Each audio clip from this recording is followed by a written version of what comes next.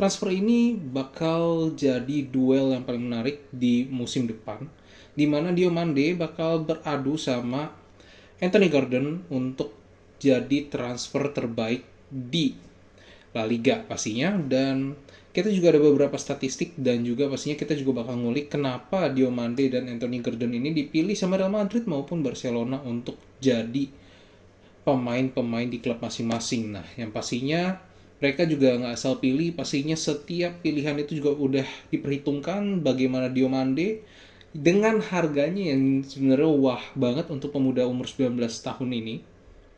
Dan Anthony Gordon dengan segala hiruk pikuknya di Newcastle yang pada akhirnya jadi kesempatan emas untuk mengambil Gordon dari Newcastle ke Barcelona. Nah, ini kita bakal bahas satu persatu. Yang pertama pastinya kita bakal bahas dari Yan Diomande yang dipilih sama Jose Mourinho untuk mengisi sisi kanan. Nah, apa yang jadi problem sisi kanannya dari Real Madrid? Yang pastinya di musim lalu Jose Mourinho sendiri juga udah melihat bagaimana Real Madrid itu mengalami kejomplangan di sisi kiri dan tengah dan kanan. Kirinya sangat menonjol, kanannya itu jomplang. Jadi perlu seorang pemain, sebuah sosok yang bisa mengisi untuk menambal kejomplangan yang dilakukan sama Vinicius dan Mbappe. Kejomplangan di sini adalah kejomplangan yang positif karena mereka sangat perform. Mbappe dan Vinicius, terutama Mbappe juga yang jadi top scorernya Real Madrid saat ini. Nah, yang dipilih ada Diomande, pemain yang bertipikal inside forward ataupun juga inverted winger, di mana tipikal ini menusuk. Nah, tapi kan pemain Madrid udah punya Mbappe juga yang jago nusuk, Vinicius juga jago nusuk, kenapa harus ditambah sama Diomande lagi? Ini adalah kecerdasan dari Mourinho. Nah, Mourinho di sini ngelihat komposisi dari Mbappe, dari Vinicius yang punya tipikal menusuk dan juga akselerasi dan kecepatan yang luar biasa. Vinicius juga udah pakem di kiri, Mbappe bisa di kiri dan bisa di tengah juga, tapi rasanya ngeliat Mbappe bakal diplot di tengah. Diomande ini pastinya bakal ditaruh di kanan, walaupun dia juga bisa di kiri. Kenapa? Karena Diomande ini diplot kemungkinan besar itu untuk jadi pelengkapnya Mbappe dan Vinicius, bukan jadi pesaing untuk cetak gol, melainkan untuk jadi pelengkap, di mana kemungkinan besar kalau kita predik gitu kan apa yang diinginkan sama Mourinho, Diomande ini didatangkan juga untuk supaya bisa menyuplai bola-bola untuk Vinicius dan Mbappe, sehingga Vinicius dan Mbappe ini bisa lebih fokus untuk cetak gol lebih banyak, dan pastinya serangan dari lini kanan juga akan lebih banyak. Kelebihan utamanya Diomande itu ada di take ons-nya. Take ons di mana dia duel 1 lawan 1 dan dia menggocek pemain yang dia lawan. Nah, itu salah satu kelebihan dia. Dan kalau misalnya ngeliat gol-gol di RB Leipzig, itu dia seringkali mencetak gol setelah dia melakukan take ons. Dan take ons-nya juga bukan take ons yang seperti Vinicius atau Mbappe, melainkan dia melakukan take ons yang sebenarnya kayak smooth, soft, dia lebih lembut tapi bisa mengecoh lawan gitu, sehingga bisa membuka ruang untuk pemain-pemain yang lain, pemain-pemain yang punya akselerasi tinggi seperti Vinicius, seperti Mbappe yang bisa masuk, dan Diomande bisa memberikan banyak assist. Jadi kemungkinan besar role-nya Diomande ini akan seperti Benzema ketika ada Bale, ada Ronaldo, dan juga seperti halnya Di Maria dengan Cristiano Ronaldo. Nah, role-nya akan lebih banyak seperti itu, di mana assist ini akan lebih banyak dilakukan oleh Diomande. Walaupun Diomande bisa banget mencetak gol, dan ada kemungkinan besar untuk Real Madrid ini bakal sangat subur di musim depan, karena terutama juga dengan adanya Mourinho. Mourinho ini punya sejarah di mana dia mampu membangun tim juara.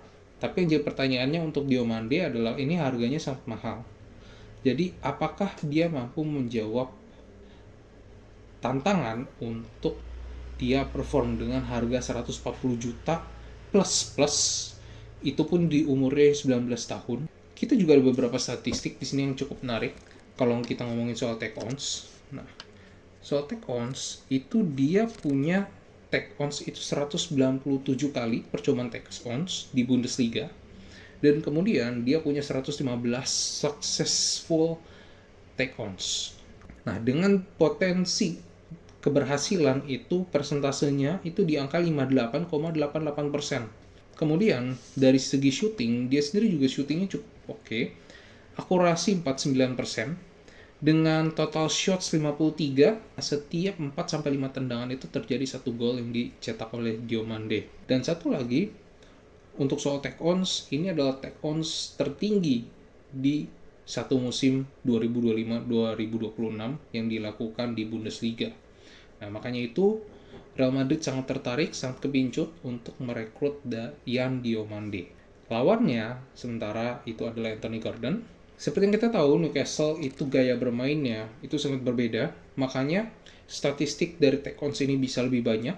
Di RB Leipzig memang bermain possession football. Rata-rata untuk possession footballnya RB Leipzig itu bisa mencapai 57%.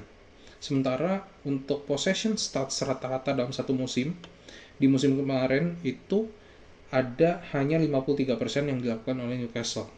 Sangat berbeda jauh, sementara gaya bermainnya juga berbeda. RB Leipzig itu lebih ke possession based football, sementara Newcastle itu lebih bermain direct bersama Eddie Howe. Dan kemarin sayangnya di peringkat 14, Newcastle pastinya nggak akan main lagi di Liga Champions musim depan. Dan kita sendiri juga bisa lihat kenapa Anthony Gordon akhirnya dipilih sama Hansi Flick untuk jadi pemain Barcelona. Nah, yang pertama itu adalah bagaimana kemampuan dia itu untuk mencetak penalti. Pastinya ini juga jadi hal yang penting banget. Walaupun gua rasa juga pemain Barcelona itu punya kemampuan untuk cetak penalti yang tinggi, tapi statistiknya Gordon dalam urusan cetak penalti itu nggak bisa bohong. Makanya walaupun juga kayak kesannya kayak gosok voucher gitu kan, even setengah golnya dia itu penalti, baik itu di Liga Champions maupun juga di IPL.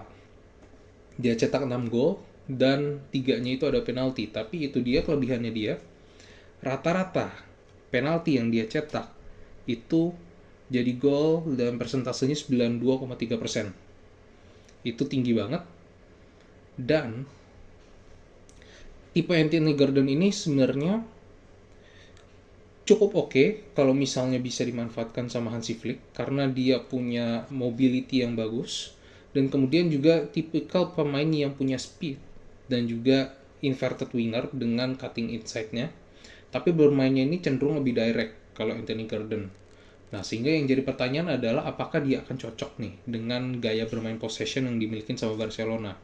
Nah, tapi dengan catatan satu, Barcelona ini punya histori bagus sebelumnya, yaitu dengan Rafinha, di mana Rafinha itu bermain untuk Leeds, Leeds itu termasuk tim papan bawah kala itu waktu Rafinha masih bermain untuk Leeds di bawah Marcelo Bielsa. Tapi permainan Marcelo Bielsa ini permainan terbuka, berbeda dengan Newcastle yang lebih main direct, lebih main condong counter attack gitu kan. Nah, ini bakal jadi satu adaptasi menarik untuk Anthony Gordon. Apakah Anthony Gordon bisa menjawab gitu kan, dengan bertarung untuk memperebutkan posisi di kiri bersama Rafinha, atau dia juga bisa jadi pilihan untuk jadi striker false nine gitu kan. Walaupun sekarang tanggal 16, sekarang adalah tanggal 16 Agustus, itu sedang mengincar Lautaro Martinez. Kalau Lautaro Martinez nggak jadi, ini juga karena Lewandowski pergi ya, udah cabut.